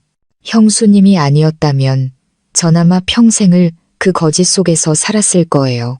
그는 집을 나온 후 아주 힘든 삶을 살았다고 말했습니다. 닥치는 대로 일을 하며 생계를 유지해야 했다고요. 그 충격이 그를 무너뜨렸지만 동시에 그를 성장하게 만들었다고 했습니다. 그는 더 이상 부모에게 의지해 살던 온실 속 화초가 아니었습니다. 그는 스스로의 힘으로 일어서는 법을 배운 겁니다. 그 여자와는 이혼했어요. 그는 담담하게 말했습니다. 그 아이와도 이제는 아무 관련 없어요. 그 여자 부모님이 두 사람을 고향으로 데려갔다고 들었어요. 그들의 삶에 대해선 더 이상 알고 싶지 않아요. 다른 분들은요? 제가 망설이며 물었습니다. 아버지는 혼자 사세요. 회사도 부도났고요. 가끔 찾아뵙긴 하지만 생활비 조금 드리는 게 전부예요. 저희 사이엔 더 이상 할 말이 없어요. 그가 한숨을 쉬었습니다. 민준이 형도 집 나와서 혼자 살아요. 아주 힘들게 지낸다고 들었어요. 형도 후회 많이 하고 있고요. 우리는 그 자리에 앉아 오랫동안 이야기했습니다. 한때 형수와 시동생이었던 두 사람이 처음으로 친구처럼 앉아 각자의 아픔과 상실에 대해 이야기했습니다. 그 우연한 만남은 제게 예상치 못한 위로를 주었습니다. 제 마음속에 남아있던 마지막 응어리를 풀어주었죠. 그리고 붕괴의 잿더미 속에서도 여전히 좋은 것들, 소중한 깨달음이 존재할 수 있다는 것을 보여주었습니다. 헤어지기 전 민수가 제게 마지막 말을 건넸습니다. 형수님, 꼭 행복하게 사세요. 형수님과 지우는 그럴 자격이 있어요. 저도 노력할게요. 거짓 없는 삶, 새로운 삶을 살기 위해 노력하겠다고요. 저는 민수의 뒷모습을 바라보았습니다. 더 이상 유약하지 않은 폭풍우를 겪고 진정으로 성장한 한 남자의 단단한 뒷모습이었습니다. 그리고 저는 그가 해낼 것이라는 것을 알았습니다. 저처럼 우리 둘 다 각자의 새로운 아침을 맞이하게 될 것이었습니다. 그날 민수와의 우연한 만남은 제 마음속에 남아있던 마지막 먼지들을 씻어내주는 소나기와도 같았습니다. 덕분에 저는 과거라는 챕터를 어떤 원망이나 미련도 없이 온전히 닫을 수 있었습니다. 김 회장 일가 각자는 자신들이 저지른 일에 대한 대가를 치러야 했고 저 역시 이제 온전히 제 새로운 삶을 시작해야 할 때였습니다. 정식으로 이혼한 지 몇 달 후 저는 월세 아파트를 떠나 제가 모아둔 얼마 안 되는 돈과 좋은 친구들의 도움을 받아 다른 지역에 작은 아파트를 마련했습니다. 예전에 살던 저택처럼 크거나 화려하지는 않았지만 제게는 진정한 보금자리였습니다. 제 땀과 노력으로 이룬 공간, 저와 아들이 누구의 눈치도 보지 않고 평화롭고 자유롭게 살 수 있는 곳이었습니다. 새로운 삶의 시작은 결코 쉽지 않았습니다. 혼자서 집을 꾸미고 아들의 새 학교를 알아보고 경제적인 문제까지 모든 것을 책임져야 했습니다. 집을 사고 나니 남은 돈도 거의 없었죠. 싱글맘으로서의 압박감을 처음으로 실감했습니다.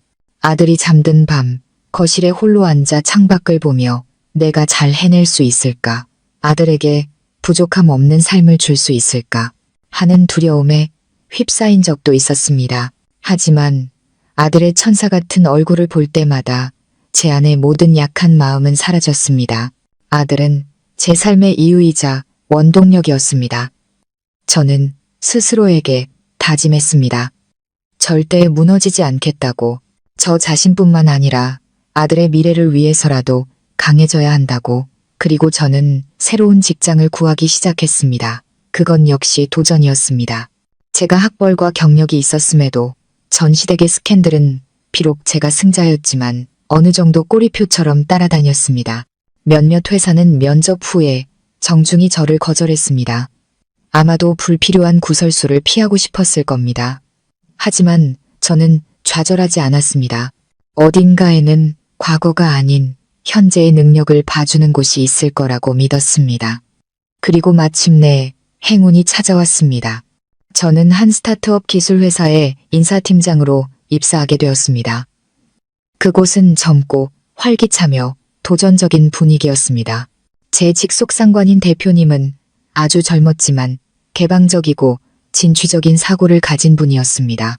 그는 제 과거에는 관심이 없다고 오직 제가 회사에 기여할 수 있는 능력에만 관심이 있다고 말해주었습니다. 저는 일에 미친 듯이 매달렸습니다. 모든 사람들에게 그리고 가장 중요하게는 제 자신에게 증명하고 싶었습니다. 제가 더 이상 누군가에게 의지해서만 살 수 있는 약한 여자가 아니라는 것을요. 저는 제 힘으로 일어서고 제 경력을 쌓을 수 있다는 것을 보여주고 싶었습니다. 새로운 일, 새로운 환경은 제가 자신감과 삶의 즐거움을 되찾는데 큰 도움이 되었습니다. 새로운 동료들과 친구들도 생겼습니다. 그들은 제 과거에 대해 잘 알지 못했습니다. 그저 강하고 헌신적이며 프로페셔널한 싱글맘 팀장으로만 저를 알 뿐이었습니다. 저와 아들의 삶은 점차 안정되어 갔습니다.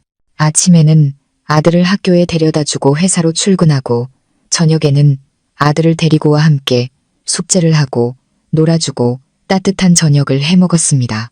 저희의 작은 아파트는 늘 웃음소리로 가득했습니다. 저는 깨달았습니다. 행복이란 때로 큰 집이나 막대한 재산에 있는 것이 아니라는 것을요. 행복은 사랑하는 사람과 함께하는 평범한 순간들, 그 평화로운 시간 속에 있다는 것을요. 저는 더 이상 부엌 한 구석에 갇혀 지내는 며느리가 아니었습니다. 경제적으로 자립하고 사상적으로 자유로운 여성이 되었습니다. 오늘 저녁 메뉴부터 아들의 교육 방식까지 제 인생의 모든 것을 스스로 결정할 수 있게 되었습니다. 누구의 눈치도 보지 않고 제게 새 원피스를 사줄 수 있었고 친구들과 자유롭게 커피를 마시고 자기 개발을 위한 강의도 들을 수 있었습니다. 저는 결혼 생활 5년 동안 잃어버렸던 진짜 제 자신을 되찾은 겁니다. 가끔 시간이 날 때 저는 민준을 생각하곤 했습니다. 더 이상 그를 미워하지 않았습니다. 그저 안쓰러울 뿐이었죠. 나쁘지 않은 출발점을 가졌음에도 자신의 유약함과 맹목적인 믿음 때문에 인생 전체를 망쳐버린 한 남자가 안쓰러웠습니다. 이혼 후 그가 아주 힘겹게 살고 있다는 소식을 들었습니다. 가족의 붕괴, 아내와 아들의 떠남이 그를 완전히 무너뜨렸다고 했습니다. 그는 다시 일어서지 못했습니다. 그저 언젠가 그가 진정으로 성숙해져서 스스로의 힘으로 일어서고 비록 우리가 함께하지는 않더라도 좋은 아버지가 될 수 있기를 바랄 뿐이었습니다. 저의 새로운 삶은 동화가 아니었습니다. 여전히 어려움과 도전이 있었지만 저는 더 이상 두렵지 않았습니다. 왜냐하면 저는 혼자가 아니라는 것을 알기 때문입니다. 제 곁에는 아들이 있고 언제나 저를 도와줄 좋은 친구들이 있습니다. 그리고 가장 중요하게는 과거의 폭풍우 속에서 단련된 강인함과 용기가 제게 있었습니다. 클로징 음악 및 채널 아우트로. 여러분, 눈물과 분노로 가득 찼지만 동시에 아주 강인했던 저의 이야기도 이제 마지막 장에 다다랐습니다. 지금 저의 작지만 아늑한 아파트에 앉아 잠든 아들을 바라보는 제 마음은 그 지옥 같은 문을 나섰을 때의 공허함도 승리했을 때의 통쾌함도 아닙니다. 제 마음은 폭풍이 지나간 뒤에 바다처럼 고요합니다. 결혼이라는 이름의 난파선이 남긴 파편들은 여전히 존재하지만 그 위로는 맑게 갠 하늘과 눈부신 아침, 해가 떠오르고 있습니다. 지나온 길을 돌아보며 저는 스스로에게 계속 질문했습니다. 왜 나는 그런 삶을 5년 동안이나 견뎠을까? 왜 부당함 앞에서 침묵하고 무시당하고 이용당하는 것을 당연하게 받아들였을까? 그리고 저는 답을 찾았습니다. 그것은 바로 인내라는 2글자와 가정의 평화라는 4글자 때문이었습니다. 아마 우리나라의 많은 여성분들이 그렇게 배우고 잠재의식 속에 깊이 새겨왔을 겁니다. 참을 인자 3번이면 살인도 면한다고들 하죠. 여자는 희생할 줄 알아야 하고 가정의 평화를 위해 한 발 물러설 줄 알아야 한다고요. 저도 그 말을 믿었습니다. 저는 제 인내가 미덕이고 제 희생이 고귀한 것이라고 생각했습니다. 하지만 여러분, 저는 틀렸습니다. 저는 인내와 나약함을 끔찍하게 혼동하고 있었던 겁니다. 인내란 사소한 실수나 중요하지 않은 의견 차이를 너그럽게 넘어가는 것입니다.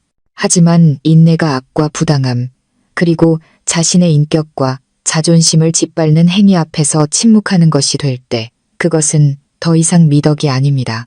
그것은 나약함입니다. 그것은 평화를 가져다 주지 않습니다.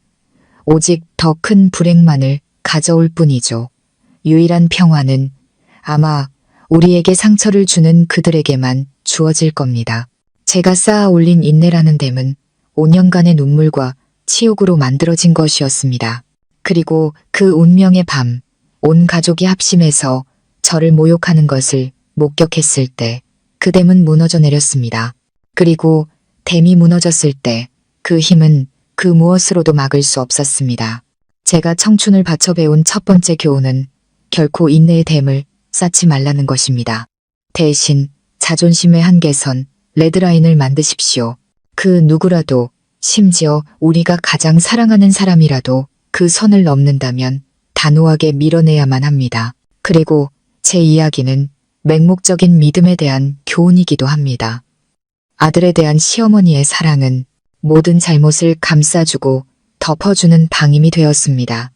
민준의 이른바 효심은 옳고 그름을 분별하지 못하게 만들었습니다. 그리고 저 역시 존재하지 않는 사랑을 믿었고 존중이 없는 가정을 믿었습니다. 하지만 여러분, 제가 오늘 나누고 싶은 가장 크고 깊은 교훈은 인내나 맹목적인 믿음에 대한 것이 아닙니다. 바로 진실의 힘과 용기에 대한 것입니다.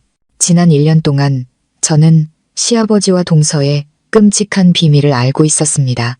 하지만 저는 침묵을 택했죠. 저는 두려웠습니다. 가족이 깨질까봐, 사람들의 수군거림이 두려워서, 너무나 잔인한 진실을 마주할 자신이 없어서요. 그리고 그 침묵이 제 인생을 거의 파괴할 뻔했습니다. 그 침묵은 악이 계속해서 활개치도록 내버려 두었고 유라에게 저를 해치려는 잔인한 연극을 꾸밀 기회를 주었습니다. 제가 벼랑 끝에 몰려서 더 이상 잃을 것이 없게 되었을 때야 비로소 저는 목소리를 낼 용기를 가졌고 제가 숨겨왔던 증거들을 세상에 내놓을 수 있었습니다. 그리고 여러분도 보셨듯이 진실의 힘은 정말로 대단합니다. 그것은 모든 위선적인 가면을 벗겨내고 모든 어두운 음모를 파괴하며 억울한 사람들에게 정의를 가져다 줄 수 있습니다. 그러니 제 이야기를 통해 간절히 부탁드립니다. 만약 여러분 중 누군가가 삶에서 부당함이나 거짓을 목격하거나 겪고 있다면 제발 침묵하지 마십시오. 때로는 진실을 말하는 것이 매우 어렵고 두렵다는 것을 압니다. 증오와 복수의 대상이 될 수도 있죠. 하지만 저는 믿습니다. 침묵 속에서, 거짓 속에서 살아야 하는 고통이 그보다 훨씬 더 무섭다는 것을요. 용기를 내어 목소리를 내십시오. 당신이 믿는 사람들에게 도움을 구하십시오. 정의의 힘을 믿으십시오. 왜냐하면 오직 진실이 빛을 볼 때만이 악은 물러나고 진정한 평화가 찾아올 수 있기 때문입니다. 저의 새로운 삶은 이제 정말로 평온합니다.